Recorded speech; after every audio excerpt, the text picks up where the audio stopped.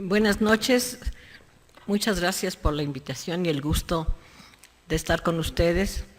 Hace muchos años que nos conocemos, he sido asistente de muchas de las sesiones de ustedes y he tenido siempre el agrado de recibir a los estudiantes de patología clínica en el hospital y contribuir a su formación, la cual no lo van a creer, pero se ha hecho tan extensiva y famosa que hasta los médicos militares ahora nos buscan y los de la raza también, y todos quieren estar con nosotros en el infantil, lo cual me da muchísimo gusto.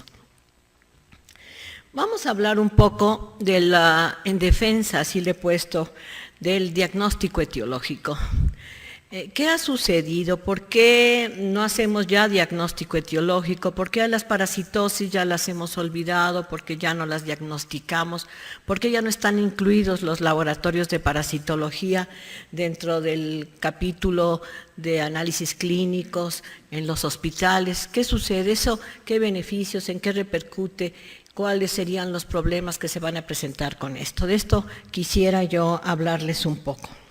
Bueno, todo el mundo lo sabe, que en la dinámica de transmisión de las enfermedades parasitarias tenemos estos tres elementos que están interactuando para que exista una enfermedad parasitaria. El parásito, el huésped y el medio ambiente son necesarios para la transmisión de una enfermedad parasitaria.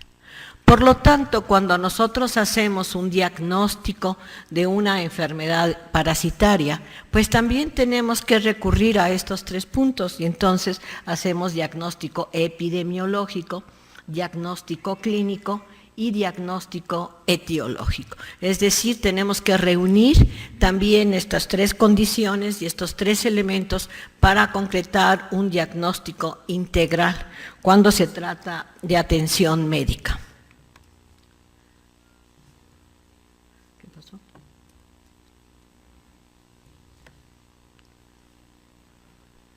¿Por qué no? ¿Por qué no quiere? A ver. Aquí. Gracias. Bueno, el diagnóstico epidemiológico corresponde a averiguar acerca de datos que el del paciente para poder ubicarlo geográficamente, para poder saber las condiciones en las que vive, y esto lo hacemos a través de conocer la procedencia, los hábitos higiénicos, por ejemplo, la dieta alimenticia que un paciente tiene, la edad, el sexo, los transmisores, la flora y la fauna. Todo esto va a constituir siempre en el diagnóstico epidemiológico y el diagnóstico clínico un diagnóstico presuntivo, en el que nosotros vamos a comenzar a sospechar la presencia de una parasitosis por todos estos datos. También vamos nosotros a identificar y a definir cuáles son esas parasitosis endémicas y epidémicas y que también nos ayudan desde el punto de vista epidemiológico para ubicar aquella enfermedad que nosotros estamos sospechando. La sintomatología, que esto es dominio totalmente del médico clínico, también va orientando hacia el diagnóstico de una enfermedad parasitaria. Tenemos síntomas genéricos, comunes, algunos ya característicos, grupales y los patognomónicos de algunas enfermedades parasitarias. Y esto sigue siendo un diagnóstico presuntivo, en el que seguimos sospechando, sugiriendo que se trata de una enfermedad parasitaria. A ver, ¿por qué no quiere? Aquí le pongo el escape y le pongo este. Ah, ya. Ya vi que le pusiste el escape y luego este. Okay. Bueno. Con este diagnóstico presuntivo, nosotros siempre integramos los síndromes, en los cuales pueden estar también las enfermedades parasitarias. Estos son conjuntos de signos y síntomas, todo muy bien identificado, que tienen una base fisiológica común que nos hace pensar en una patología. Hay un manejo genérico, pero obedecen a diferentes causas, o sea, tienen múltiples etiologías estos síndromes, pero dentro de ellos nosotros también podemos encontrar datos para enfermedades parasitarias. Un síndrome muy común donde están ubicadas las enfermedades parasitarias es el síndrome diarreico, en el cual, bueno, las evacuaciones con moco y sangre, el tenesmo, el pujo, la sensación de cuerpo extraño, todo eso hace pensar en etiologías múltiples, fisiológicas o infecciosas, y dentro de las infecciosas nosotros pensamos también en las parasitarias como una opción, porque conocemos y sabemos que hay varios parásitos que se ubican en el tubo digestivo. La imagenología participa con nosotros en el diagnóstico y nos ayuda a un diagnóstico definitivo. Esto es a través de una serie de estudios, de una serie de exámenes, en el cuales nosotros podemos ver de alguna manera la presencia de los parásitos, y esto se considera como un diagnóstico parasitológico, porque los vemos los parásitos, estos cisticercos que están aquí en esta tomografía axial computarizada no pueden ser más claros de lo que se está viendo. Aquí se trata de un granuloma de un paciente que tenía una paragonimiosis pulmonar y las imágenes para toxoplasmosis. Entonces también la imagenología nos ayuda para el diagnóstico. Pero el diagnóstico definitivo, etiológico, lo vamos a realizar demostrando el parásito. Podemos hacerlo por 3 medios, o sea, cuando menos hasta el momento hay 3 medios por los cuales se pueden demostrar. Uno es el diagnóstico parasitológico, otro es el inmunológico y otro es el molecular. Estos son los que en los laboratorios nosotros podemos recurrir para realizar el diagnóstico etiológico. ¿Cuándo es parasitológico? Bueno, cuando nosotros vemos al parásito en cualquiera de sus formas, en cualquiera de sus fases, en cualquier producto biológico, en un examen directo o en una técnica más complicada, en una tinción, nosotros sí identificamos el parásito, estamos haciendo un diagnóstico parasitológico o parasitoscópico. ¿Cuándo es inmunológico? Cuando nosotros estamos midiendo la respuesta inmune que el paciente monta a la presencia del parásito, o sea, no vemos el parásito, pero podemos medir de alguna manera la respuesta celular, la respuesta humoral, la respuesta innata también ya medio inespecífica, pero tiene alguna inclinación ya específica que nos puede identificar, pues, que es parasitaria, y la adaptativa definitivamente a través de los anticuerpos nos da el diagnóstico y nos ayuda para la identificación. Entonces, la inmunológica también es identificado como unas pruebas indirectas, porque no vemos el parásito. Lo que estamos haciendo ahí es medir la respuesta que el paciente está montando a la presencia del parásito. Y por eso en las interpretaciones de las pruebas inmunodiagnósticas tienen características muy particulares. Lo mismo pasa con las pruebas moleculares. También no se ve el parásito, se ven los ácidos nucleicos, y también la interpretación del uso de estas pruebas, de la determinación de estos ácidos nucleicos de diferentes parásitos, también nos permite de alguna manera hacer el diagnóstico etiológico. En los diagnósticos etiológicos tenemos también indicadores analíticos que nos ayudan importantemente. La sensibilidad de una prueba es definitivamente la capacidad que se tiene para detectar bajas concentraciones de un analito. Esta es una prueba de sensibilidad analítica, diferente a las pruebas de sensibilidad clínica que yo creo que muchos de ustedes conocen. Y la especificidad es la capacidad de una prueba para diferenciar entre 2 especies. Entonces, estos indicadores analíticos nos ayudan mucho, y la tendencia es siempre a encontrar y a buscar y a usar las técnicas en el laboratorio que tengan mayor sensibilidad y mayor especificidad para poder hacer el diagnóstico etiológico. A ver, este para acá y luego este para acá. Ok, aquí va otro. El diagnóstico definitivo del diagnóstico etiológico nos puede llevar a pruebas generales o a pruebas muy específicas. Es decir, podemos utilizar una serie de pruebas que nos permitan, por ejemplo, investigar una gama de parásitos, como son los intestinales, por ejemplo. Los parásitos intestinales, de todo el tubo digestivo, bueno, pues hay una serie de pruebas que son generales que nos permiten identificar si hay alguna de estas parasitosis. Pero también tenemos algunas pruebas muy específicas que ya nos permitirán determinar si se trata de una u otra parasitosis diferente, porque tengan características propias, que esas las encontramos en las técnicas y las podemos diferenciar. A ver, esto está así medio caprichoso. Bueno, en el diagnóstico parasitario, lo más importante es hacer una indicación oportuna. Es una prueba, son pruebas en generalmente rápidas y el producto biológico juega un papel muy importante aquí.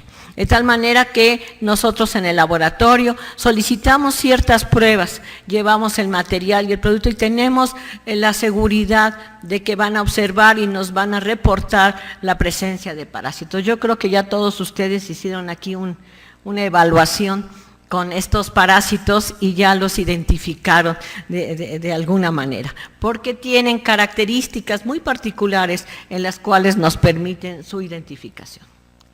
En el diagnóstico parasitológico, un elemento muy importante es la morfometría. O sea, nosotros no vamos a poder reportar ni identificar aquello que no conocemos o que no identificamos. Entonces tenemos que reconocer muy claramente las medidas, las dimensiones de los parásitos, las fases, las estructuras externas, las estructuras internas, para poder diferenciarlos. Y esto es, sin duda, tal vez lo más difícil en el diagnóstico parasitológico. Pueden creerse a lo mejor que el diagnóstico parasitológico es muy sencillo, que se puede realizar con mucha facilidad, pero lo difícil está en el ojo del microscopista, en el que está observando, en el que está realizando el diagnóstico, y si no es un experto o un conocedor, es difícil que lo haga y podría tener confusiones. Estas pruebas pueden ser cualitativas o cuantitativas. Por ejemplo, las protozoosis, sabemos que no pueden cuantificarse en realidad las características y las condiciones por las que se forman los protozoarios, las divisiones, por ejemplo, los intestinales, las características de la formación de quistes, la expulsión de quistes, no sigue un patrón determinado que pueda ser cuantificado. Pero en el caso de la helmintiosis sí. Los helmintos sí pueden ser cuantificados y es ahí donde se usan en las parasitosis intestinales, los helmintos, sobre todo en las geohelmintos, podemos utilizar las técnicas cuantitativas que nos van a dar un número determinado de huevos por gramo de heces y que nos van a indicar de alguna manera y nos van a relacionar con la magnitud de una parasitosis. De esa manera el diagnóstico integral lo hacemos o lo hace desde el médico con el interrogatorio epidemiológico, los datos clínicos, exploración, auscultación, imagenología y después la correlación clínico-laboratorio. De esta manera cerramos todo este círculo de los 3 puntos importantes en el diagnóstico que debemos hacer. ¿Cuáles son las ventajas de hacer el diagnóstico etiológico? ¿Por qué no nos quedamos simplemente con el diagnóstico clínico y el diagnóstico epidemiológico y hasta ahí lo hacemos? Bueno, porque de esta manera nosotros, por ejemplo, podemos conocer la incidencia y prevalencia de una parasitosis. Si ustedes preguntan actualmente en algunos sitios, en algunos lugares, cuáles son las prevalencias que tienen de algunas parasitosis, pues no las conocen, porque tienen muchos años de no hacer pruebas en los laboratorios y no identificarlo.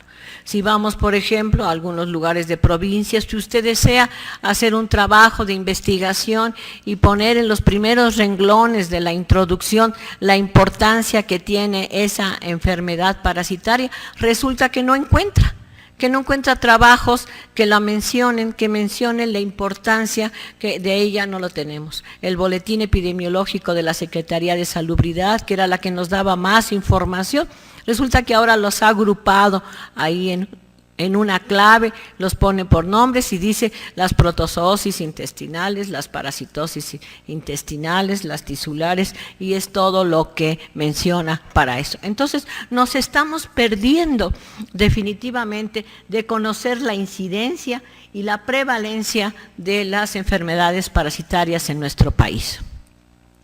Además, estamos realizando estudios innecesarios. Ustedes lo saben, muchas veces en los hospitales se piensa en múltiples enfermedades y no se sospecha de una enfermedad parasitaria, y el paciente va de servicio en servicio o de hospital de atención de primer nivel al segundo nivel, hasta que llega a un sitio donde sí se interesan por las enfermedades parasitarias y sospechan o piensan en eso. Entonces, esta es otra de las desventajas que tenemos. A ver, aquí. Esto aquí y aquí hacemos aquí. ¿Cuál es una de las ventajas que tendríamos con esto? Bueno, disminuimos la transmisibilidad. Si nosotros identificamos quiénes son las personas parasitadas, las que verdaderamente están parasitadas y están diseminando la enfermedad, nosotros vamos a disminuir esa transmisibilidad. El pronóstico y la perspectiva para el individuo parasitado será diferente, definitivamente será diferente que si se trata de otra patología, no sé, de mayor sufrimiento, de mayor dolor, que necesita intervención quirúrgica, etcétera, y además con un pronóstico mucho más severo. Entonces, esto puede ser. Y la prevención y la enseñanza también será, porque resulta que pues ya no le estamos enseñando a los médicos y a los químicos en los laboratorios a hacer estos diagnósticos, y entonces pues se va perdiendo. A ver, ya le voy viendo aquí de todo esto. Hay algunos casos en donde la identificación resulta un hallazgo, y si nosotros no estamos al tanto de esos hallazgos y no podemos realizarlos, pues resulta que se nos van. Un caso de eso es, por ejemplo, los 2 casos de paragonimiosis infantil, los únicos en niños descritos en el país, que fueron verdaderos hallazgos del parásito en las expectoraciones, en los coproparasitoscópicos, y que, bueno, se nos hubieran ido definitivamente si el personal del laboratorio no hubiera estado interesado y no hubiera reconocido los huevos de Paragonimus mexicanos. Igual nos sucede con la teniosis. La teniosis es una parasitosis asintomática, ya casi no se describe, no hay datos clínicos confiables de una teniosis, y verdaderamente el diagnóstico es por un hallazgo, porque los individuos eliminen proglótidos de tenia o porque veamos huevos en los exámenes coproparasitoscópicos. A ver, aquí parece que así tiene que ser. Uno para acá y otro para acá. ¿Sí? Además de todo, viene una paradoja muy importante. Nosotros creíamos que las condiciones de salud que se habían modificado y las condiciones de prevención primaria y de prevención secundaria que tendríamos, pues habían acabado con las enfermedades infecciosas, y que verdaderamente aquellos que nos dedicábamos a las enfermedades infecciosas, a la infectología, a la bacteriología, a la parasitología, pues a ver qué cosa íbamos a hacer, porque ya no iba a haber enfermedades infecciosas. Entonces, sabemos, y esto lo dijo en una conferencia importante y está publicado por el doctor Friend, que las condiciones de salud se están modificando continuamente. Por lo tanto, la transición es un proceso muy dinámico que nosotros vemos, y que esto marca nuevos modelos que nosotros tenemos que identificar en los laboratorios también, y tenemos que participar en ellos en forma importante. Esta transición a nosotros nos decía que se iban a disminuir las enfermedades infecciosas y que se iban a incrementar las crónico-degenerativas. Y resulta que al término del siglo XX, cuando creíamos que esto iba a suceder, y bueno, pues habría que buscar trabajo en otra área, no es así. O sea, tenemos todavía muchas enfermedades infecciosas, tenemos una cantidad de enfermedades emergentes y una buena cantidad de enfermedades reemergentes que están presentes. Las enfermedades emergentes fueron las primeras que se presentaron, que los vimos. Esto se presentó a finales de los años 80, más o menos, principios de los 90, con la aparición de los... Ay, muchas gracias, Mati. con la aparición también de la inmunodeficiencia adquirida.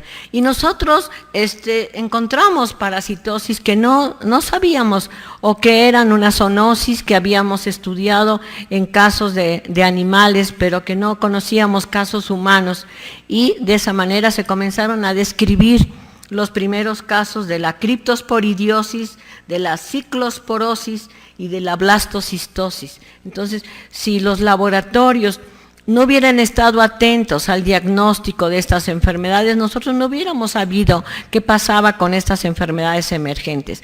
En muchos lugares donde no se realizan las pruebas, pues no conocen cuántos casos hay de ciclosporosis, nunca las han visto, y cuántos casos hay de criptosporidiosis. ¿Qué situaciones difíciles tendríamos con esto? Bueno, pues mira, es difícil el diagnóstico cuando se pierde. Yo lo he visto, por ejemplo, con los alumnos que llegan con nosotros al laboratorio.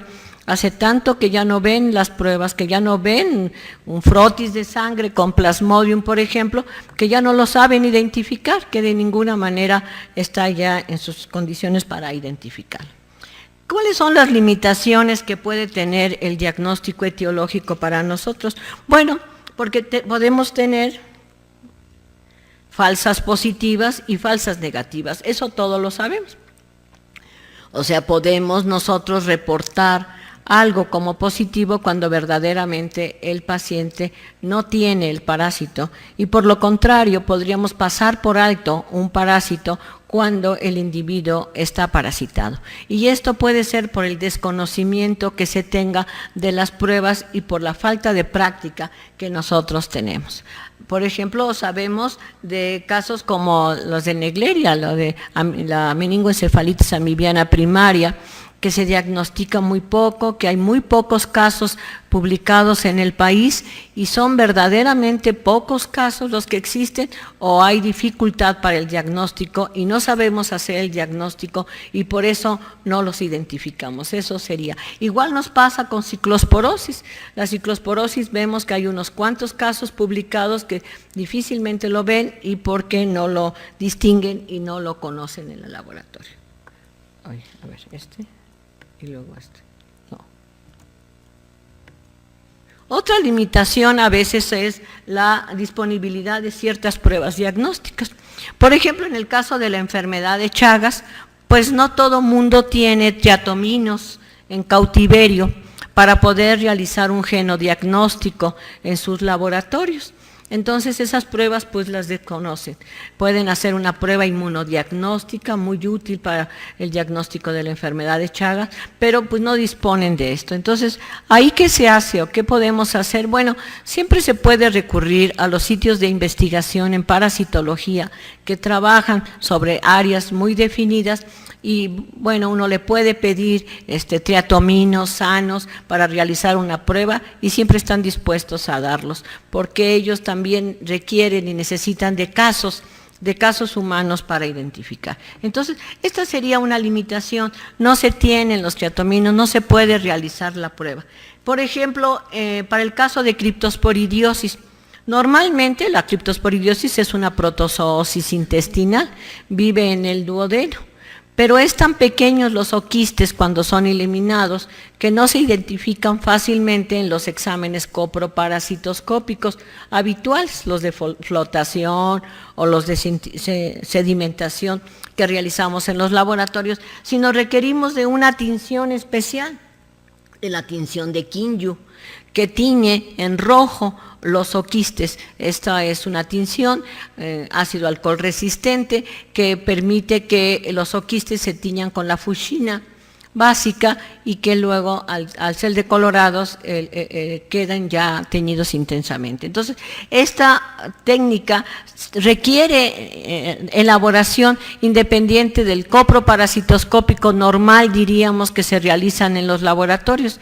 Entonces, no vamos a ver ningún caso de criptosporidiosis si nosotros no realizamos esta prueba también. Entonces, tenemos que tener el montaje de algunas de estas pruebas en los laboratorios.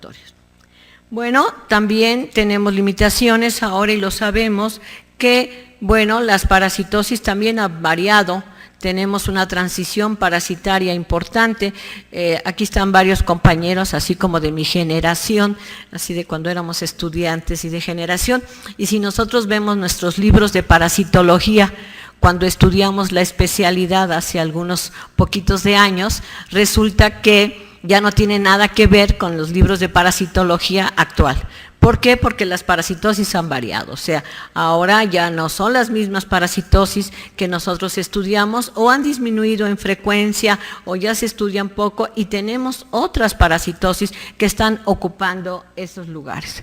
¿Y qué pasa? Bueno, nosotros decimos, esta parasitosis no puede existir en este sitio porque las condiciones epidemiológicas no las favorecen, porque no están las condiciones para la transmisión de esta parasitosis, pero resulta que pues hay viajeros, hay migraciones, ¿no?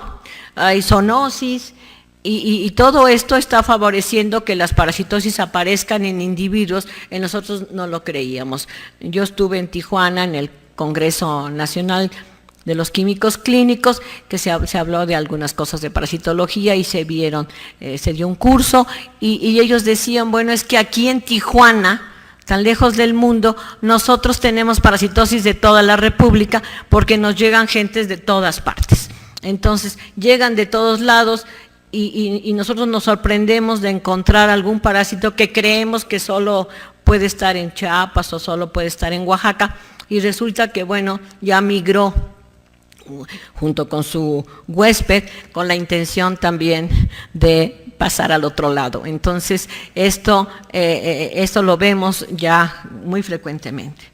También la presencia de los pacientes inmunocomprometidos, sobre todo en los hospitales de atención de tercer nivel, nos ha dado otro espectro. O sea, son una serie de patologías diferentes, una serie de enfermedades parasitarias que también hay que tomar en cuenta y que ya no tienen que ver con la ascariosis común o con la yardiosis que nosotros veíamos, sino que ahora son parasitosis distintas.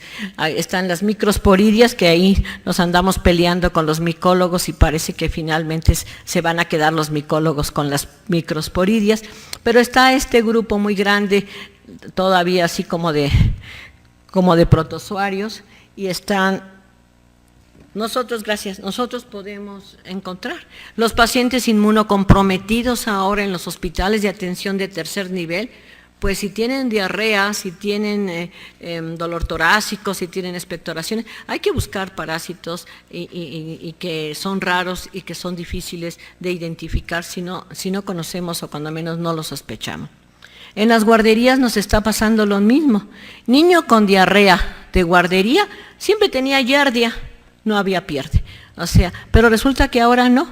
Niño con diarrea de guardería puede tener criptosporidiosis también.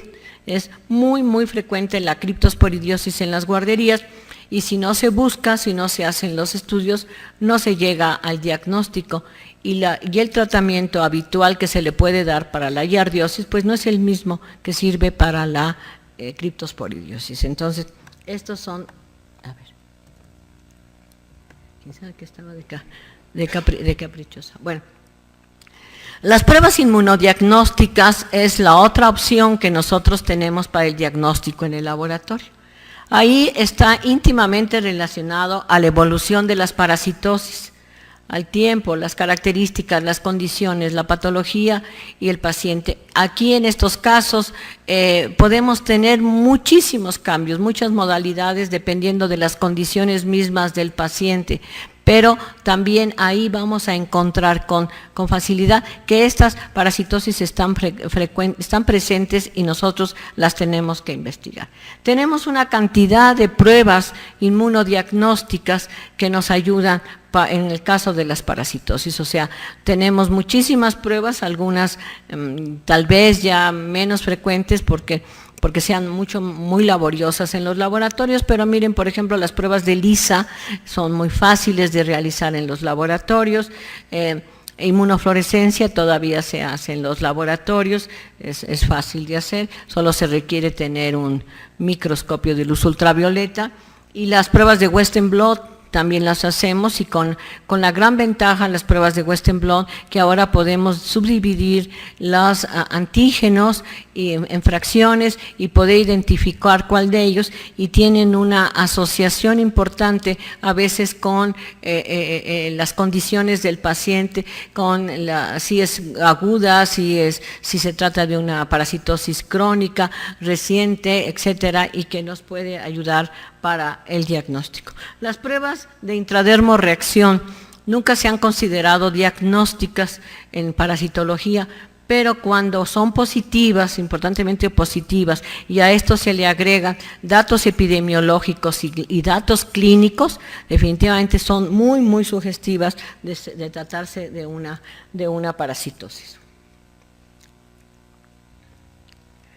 En el caso de las pruebas inmunodiagnósticas, pues nosotros tenemos que buscar cuál es la que seleccionamos, cuál es la que mejor resultados nos va, pues dependiendo de la demanda que tenemos de las parasitosis que podíamos diagnosticar. Hay muchas ya comerciales que podemos tener en el laboratorio y que con facilidad se pueden montar. Hay pruebas que son de captura de antígeno, en el cual nosotros buscamos el antígeno parasitario en un determinado producto biológico, y hay pruebas de determinación de anticuerpo, que lo que se hace es cuantificar los anticuerpos presentes en suero o en otro producto, el líquido cefalorraquídeo en otro producto. Están siendo de gran utilidad las pruebas de captura de antígeno, cuando es difícil, cuando la respuesta inmune no es detectable, o cuando el paciente es inmunocomprometido, por ejemplo. Ahí entra uno en mucha duda con las pruebas inmunodiagnósticas de determinación de anticuerpo, pero ahí son muy útiles las pruebas de captura de antígeno. Dentro de ellas, las de Western blot y las de ELISA son las que más nos acomodan en los laboratorios de diagnóstico. Las pruebas inmunodiagnósticas vamos también a seleccionarlas de acuerdo a la sensibilidad y especificidad que tiene. También tener cuidado de las falsas positivas y falsas negativas y la interpretación que esto tiene, porque como lo que estamos midiendo es la respuesta que el paciente monta a la presencia del parásito, no es nada más de sí y no, o de que está positivo o está negativo, sino se tiene que interpretar de acuerdo a las condiciones del paciente, si es inmunocomprometido, si es un inmunocompetente, etcétera, para poder valorar el resultado de esa prueba que nosotros hacemos. Las pruebas moleculares también es igual. En los laboratorios clínicos, las pruebas moleculares todavía no están establecidas como pruebas diagnósticas, todavía no están al alcance de muchos laboratorios. Probablemente de todas las pruebas moleculares que existen en el momento, la que más nos ayuda y se apega un poco a nuestro interés y nuestro propósito, que son las pruebas diagnósticas, serían el PCR. Esa es la prueba que está ya más fácil de realizar, tiene muchísimas modalidades, ustedes lo saben, convencional, de campo real, tiene muchísimas modalidades, pero esa es posiblemente la prueba que nosotros podemos realizar en el laboratorio de diagnóstico y que nos puede ser útil para los propósitos que se tienen en los laboratorios.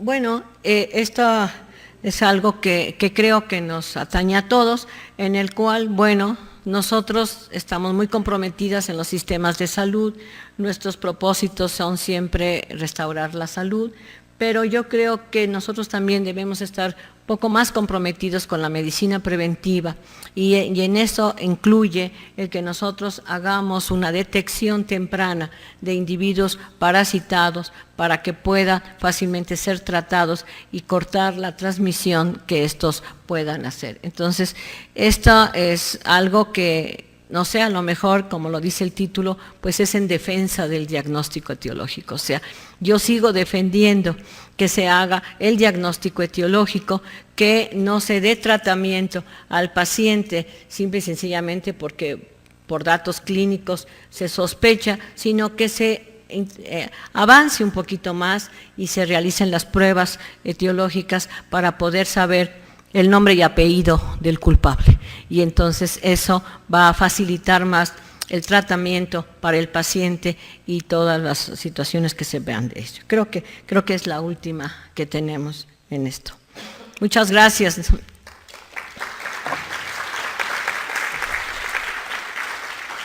No sé si tienen alguna pregunta. Sí, doctor Leza.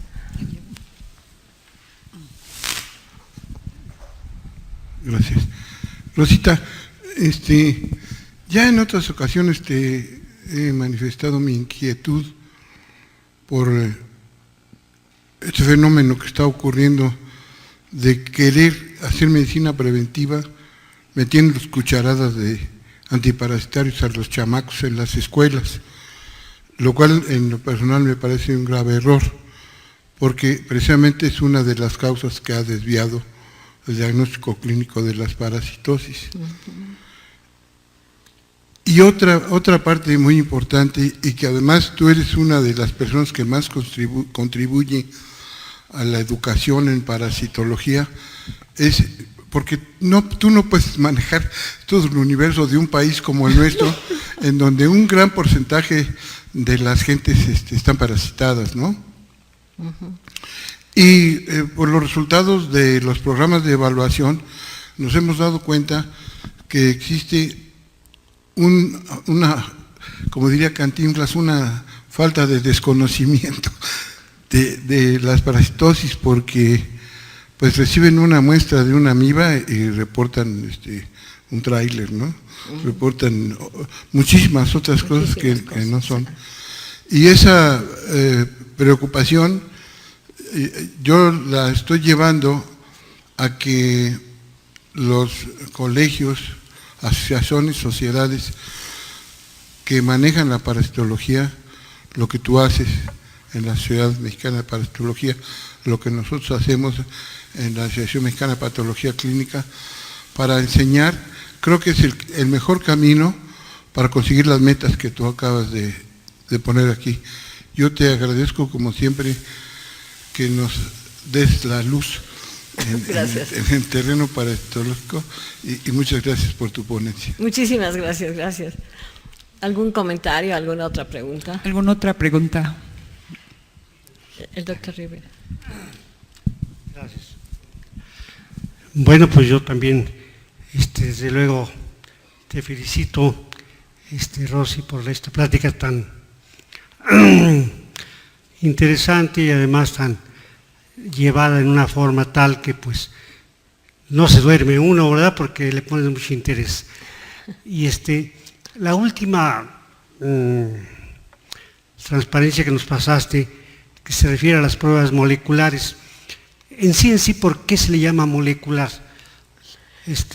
Vamos, yo creo, entiendo pues el término, ¿no? Pero se determina en especial una molécula característica del parásito a través de qué técnica. Sí, todas las pruebas moleculares finalmente te van a llevar a hacer la identificación del RNA o del DNA del parásito. Y entonces por eso son muy precisas. Que te diré que si tú identificas proteínas, por ejemplo, de un parásito en un Western blot, pues es molecular también, porque las proteínas también son moléculas. Pero bueno, se han adueñado del término molecular cuando es RNA y DNA. Y esto ha tenido sus inconvenientes en parasitología, porque la presencia del DNA o RNA de un parásito no siempre habla de una enfermedad activa. Entonces puede estar ahí presente, pero no tiene nada que ver con el cuadro clínico que se está mostrando. Entonces esto es algo que ha desconcertado mucho. Y dentro de ellas, las que más nos han sido útiles, pues es el PCR, definitivamente. Además es la que es más fácil de realizar en los laboratorios clínicos, porque recuerden ustedes que nosotros en el laboratorio clínico pues tenemos una serie de condiciones para realizar las pruebas, o sea que sean rápidas, eficaces, etcétera, de buenos resultados, y no pruebas que lleven mucho tiempo, y esto porque no le son útiles al paciente. ¿Algún otro comentario o pregunta? Aquí el doctor. Bueno, yo me adhiero a la felicitación, Rosita, pero yo esperaba más.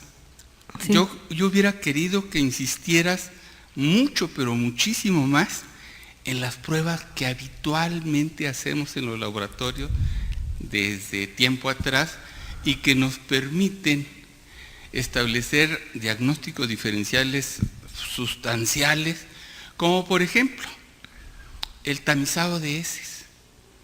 Si en un problema de teniasis lo vamos a querer encontrar con el coproparasitoscópico habitual de Faust, lo más probable es que no lo hallemos.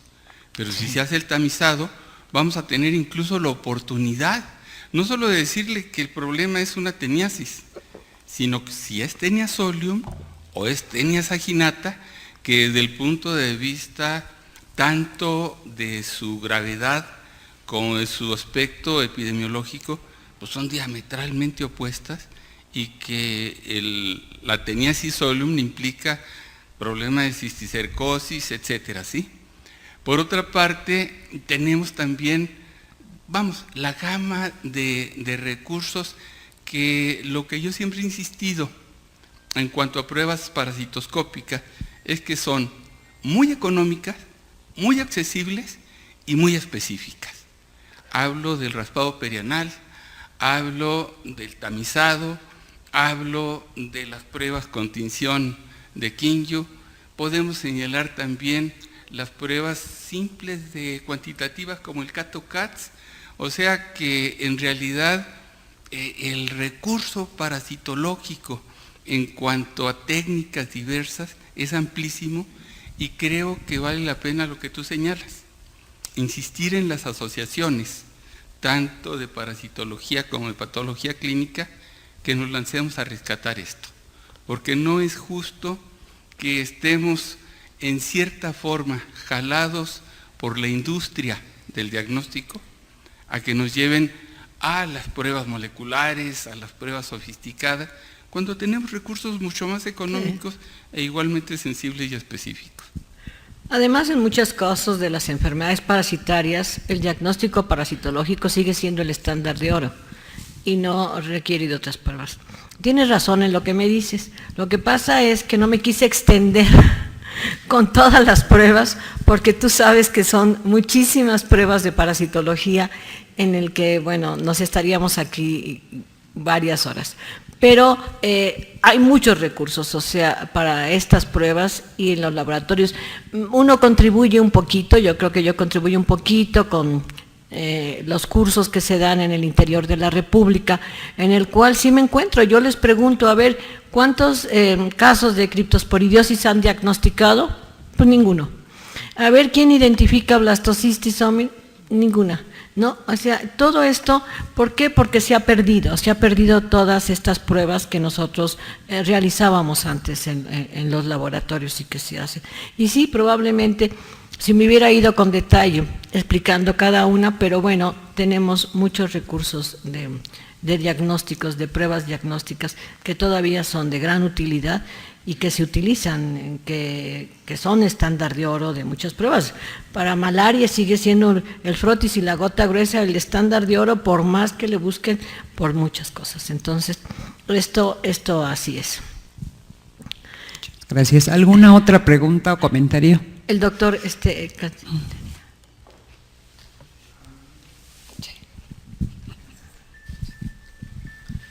Doctora Rosita Bernal, muchas gracias por su plática, fue muy didáctica y nos deja la reflexión de que el diagnóstico parasitológico es un diagnóstico con una gran variabilidad interobservador.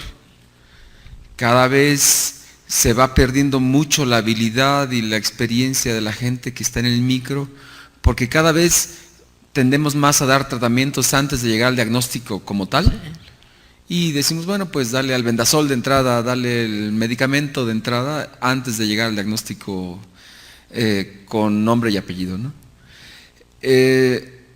Revisando en algún momento algún control de calidad externo, que es el más común que tenemos, el más frecuente que tenemos en México en parasitología, vemos que son muy benévolos y solamente por decir vi algo, lo que sea, me dan 40 puntos, por ejemplo. Revisa uno cada mes lo que va pasando en ese control e identificamos una variabilidad enorme, desde que dan cosas diametralmente opuestas hasta que aciertan en la observación. ¿Cuál cree usted, doctora Rosita, que sean las causas de esa cada vez mayor pérdida de la gente experta en el diagnóstico parasitológico? Porque realmente es preocupante, ¿es cierto? Es muy preocupante, sí, porque además, por ejemplo, de todas las evaluaciones externas que conocemos, que todos, PACAL y la de la MBC y las de ustedes y ahora la que está haciendo el CONACYT, es donde hay mayor número de errores, una gran cantidad de errores y lo que no es igual que con otras pruebas. Y lo que está sucediendo es que en muchos laboratorios, en muchos hospitales y hasta a nivel institucional han desaparecido los exámenes de parasitología. Entonces ya nadie los realiza.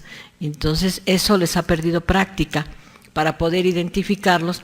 Y resulta que cuando les llega una prueba de evaluación externa de la calidad, pues no saben identificarlo. Nosotros siempre en el laboratorio, nos buscan porque ha habido muchos alumnos con nosotros y siempre dice una compañera, vienen a la preverificación. O sea, siempre nos van a preguntar que lo que contestan es cierto, porque saben que somos un sitio que seguimos realizando estas pruebas. Pero eso es lo que está sucediendo, que no realizan las pruebas, que se da tratamiento que se basa en la clínica y en la epidemiología exclusivamente y que no se busca el agente etiológico. Eso es lo que pasa. Por eso lo estoy defendiendo. Sí. Pues agradecemos la participación de la doctora Muchísimas Rosa María Aguilar. gracias por su atención.